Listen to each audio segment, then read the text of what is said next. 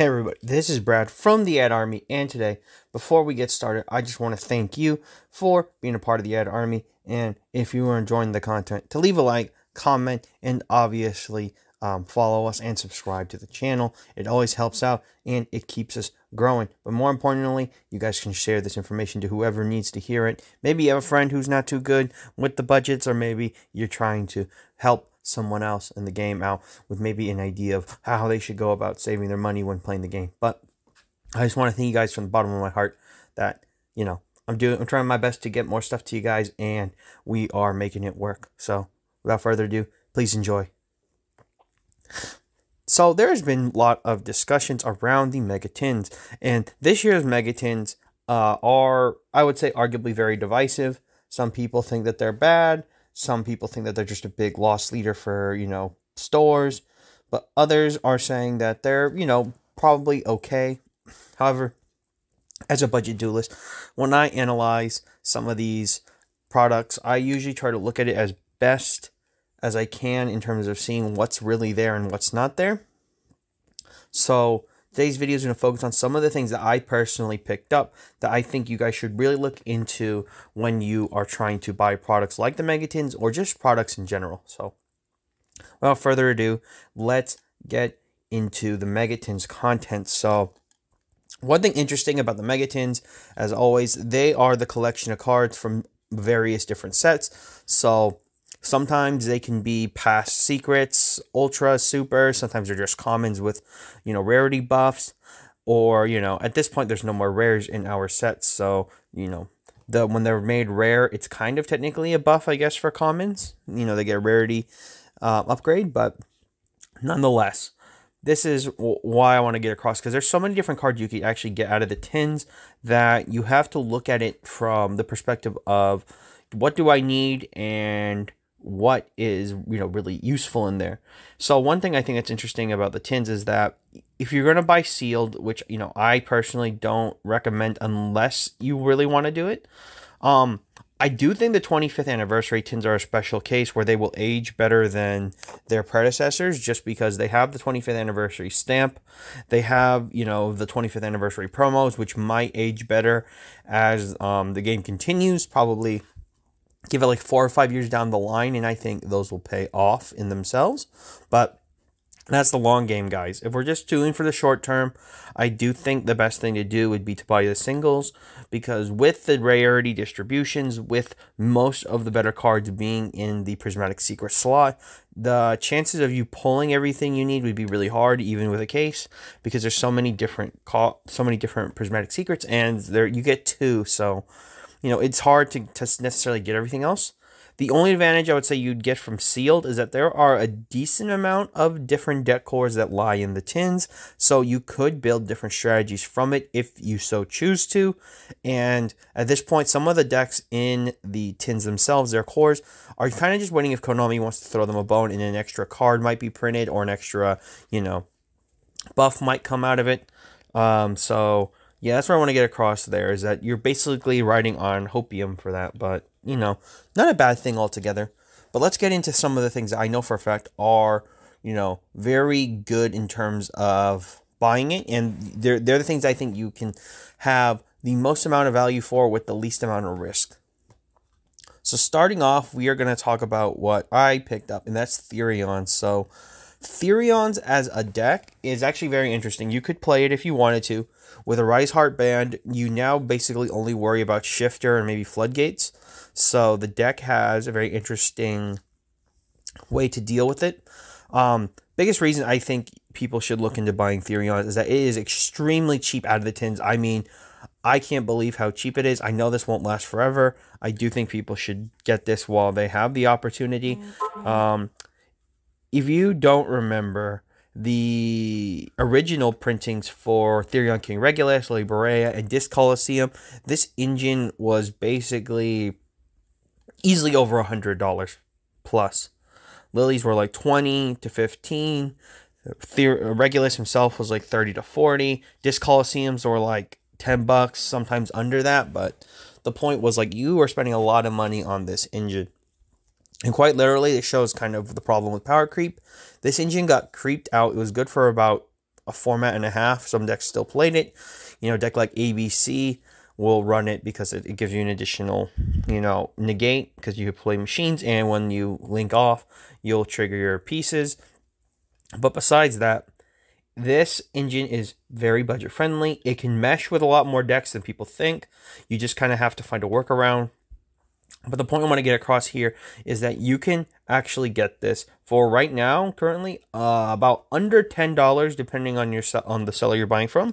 As Regulus is the most expensive card at about like $3 to like $2.50, which is insane for Regulus. Personally, like I bought mine at like $5. I'm not gonna lie to you guys about that, because I was thinking that this card's just gonna go up in price, and although right now it keeps on going down, I don't think that'll be forever. I do think Regulus, like many of the tins, is going to be one of those cards that has a slow roll up. It's just going to be an amount of time before Regulus actually goes back up, and the Therion engine probably sees play again, because some deck or some machine deck will pop up, or, you know, something like that.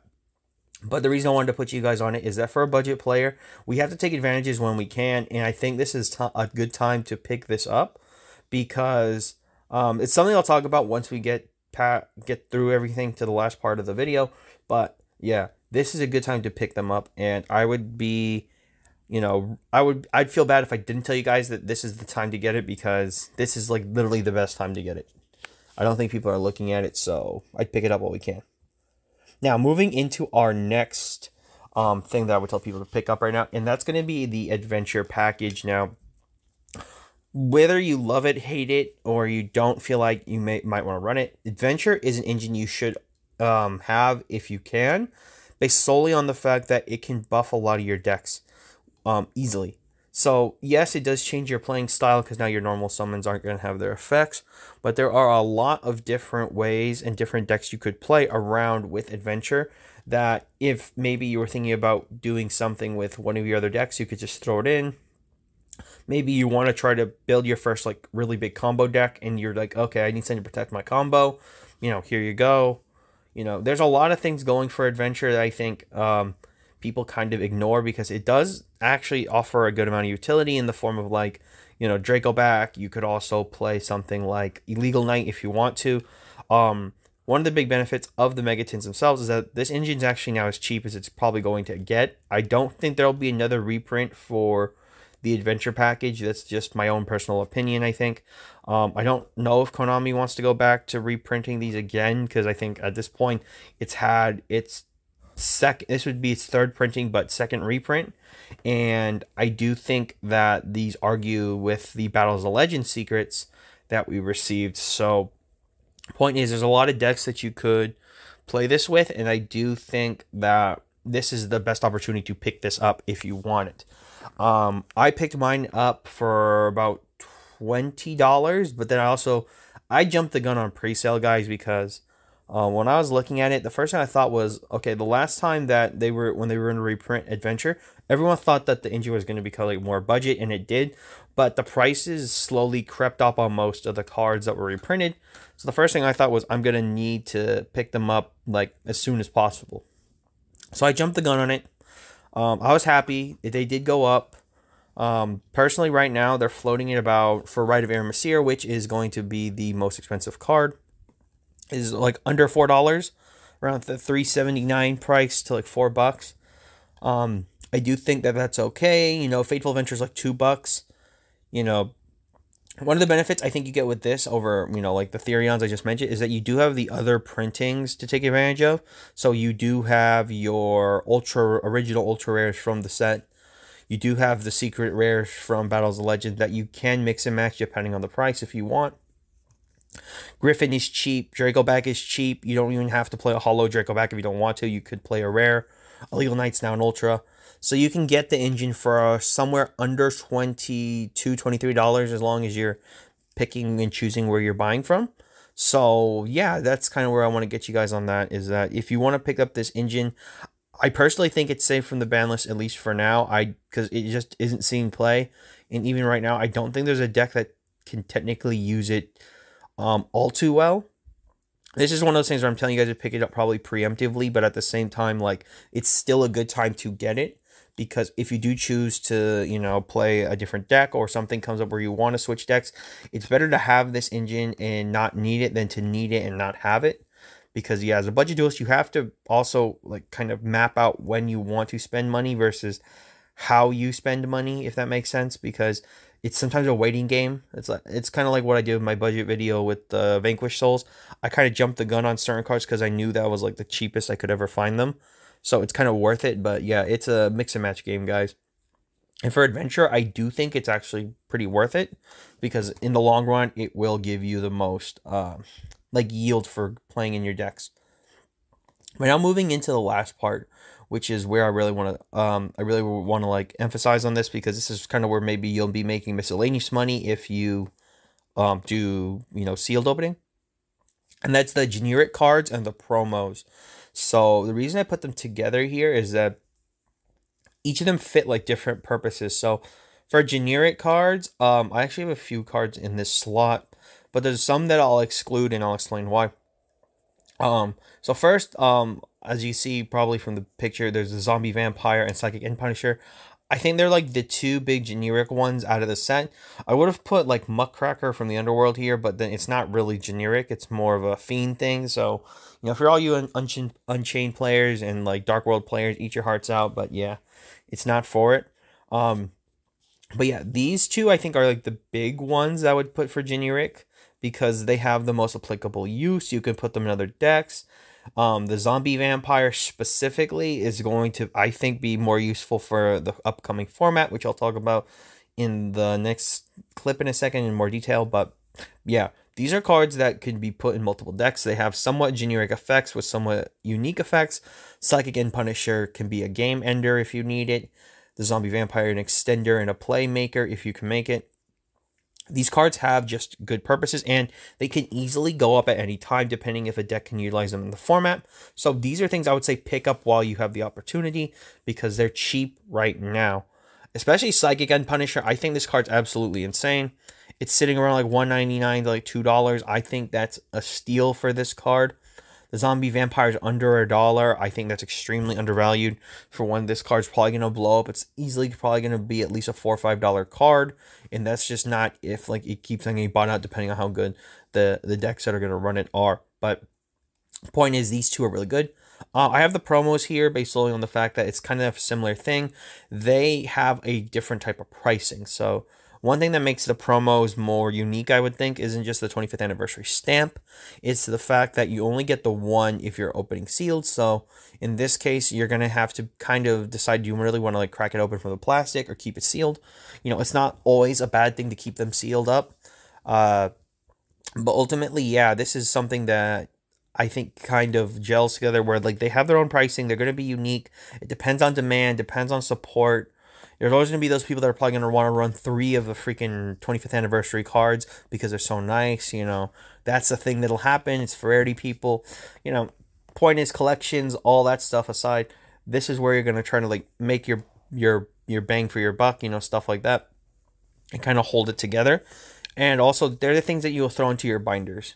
These are the things that'll like help you keep your money flow going to a degree in terms of trades and stuff if you hold on to them, because there will be people that have applicable care for them or someone might like it. They have their purposes. The generic cards have their own advantages too. I didn't even get to talk about the other generic cards that are in the sets. Cards like Spellbound. I think that's like a decent card to pick up if you want like a good tech. It just doesn't seem play too much yet, but it might see play in the future. That's like my way of saying, like, if you guys want to, you take advantage of looking through the tins online, see all the cards that are like really decent, applicable, pick them up. You can use them. That's kind of the way I look at it. Now, we're going to move into the final part, which is kind of not sad, but it kind of is the point. So it's, budget doesn't sell. So the reason I want to put this up is that the tins are holding a certain price right now based solely on the fact that, they're open, people have used them, but, it won't last forever. So these cards will be budget for now, but they're not going to be budget forever. So go ahead and I would say pick them up while you can. This doesn't mean to go buy out the stuff, by the way. It doesn't mean it's like a super investment. It just means like if you want to be able to play it, you might as well pick it up while it's cheap instead of picking it up while it's expensive. Now, another thing I want to talk about is also the fact that we are about to have a format shift in about a month because Age of Overload drops, I think, towards mid-October, late October. So the reason I want to talk about this is that Age of Overlord is immediately going to shift the meta. I think it's going to add a lot of different power to different decks that didn't necessarily have these combo extenders before. Something like Sinful Spoils. The Horus cards themselves are going to like rewarp, I think, something like, what am I blanking on? Tier Elements. An interesting deck I think that might actually be able to use the Horus cards. One of my friend's favorites from his Edison time is like Lightsworns. I think that's going to be a funny deck to like throw those in because, they have some effects when, they can use them for milling. But all joking aside, Pendulum cards. I think I talked about Sinful Spoils for like Rescue Ace and other like combo starting decks. Where else do we go from there? There's like a lot of stuff in Age of Overlord I could talk about. Even for Vanquished Souls, we had Zhao Long. There is a lot of cards being released in Age of Overlord that are just gonna take certain decks to the next level, and then they're also gonna alter the formats. Like, man, I didn't even get across to like the new Chimera Fusion monster. And then there is just a lot in Age of Overlord. So the reason I want to bring this up is that there are some cards I talked about before, like the Zombie Vampire. I think they're going to probably see a price spike once Age of Overlord drops, because there will probably be tier people that are like, yeah, since the Horus monsters are late, they might want to run Zombie Vampire because you can mill cards and it just helps out. So, look out for that. And some decks might be receiving buffs, but I don't think any of the other stuff I mentioned in the tins are going to necessarily see too much widespread play. Oh, the Labyrinth card. Yes, I forgot. Labyrinth was one of the things I was thinking about putting up, but I had a reason not to. And here's my reasoning. A lot of the decks I didn't talk about, like Kashtira. I didn't even talk about Fluanderies because they got the Advent Adventure reprinted.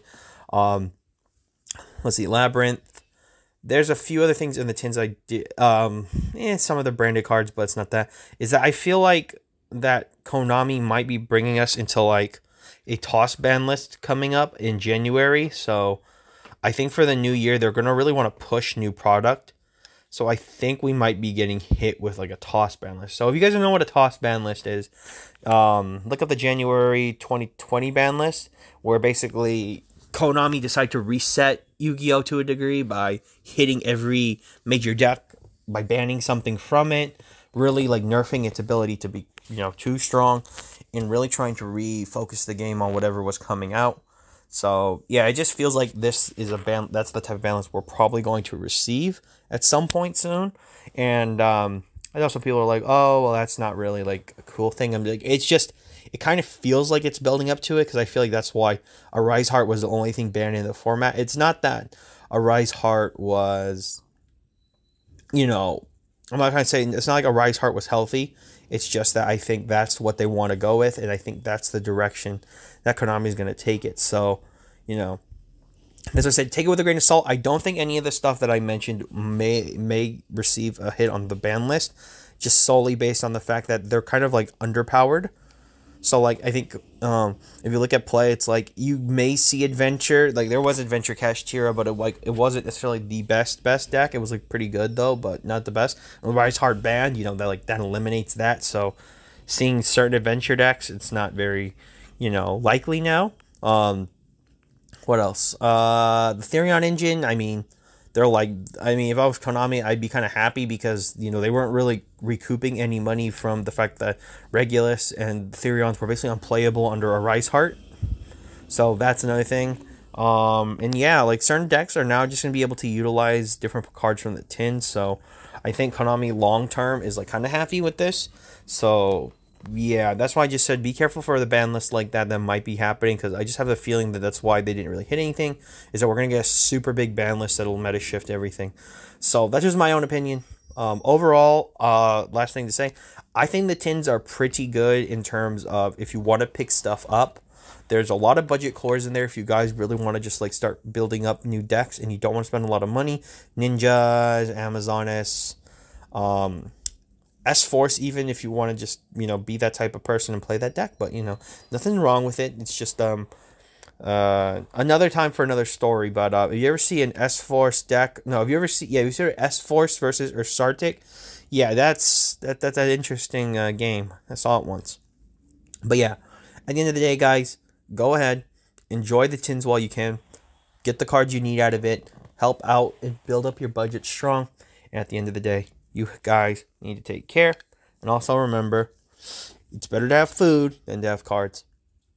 So, this is Brad from the Ed Army signing off. And for all of you out there to sign on.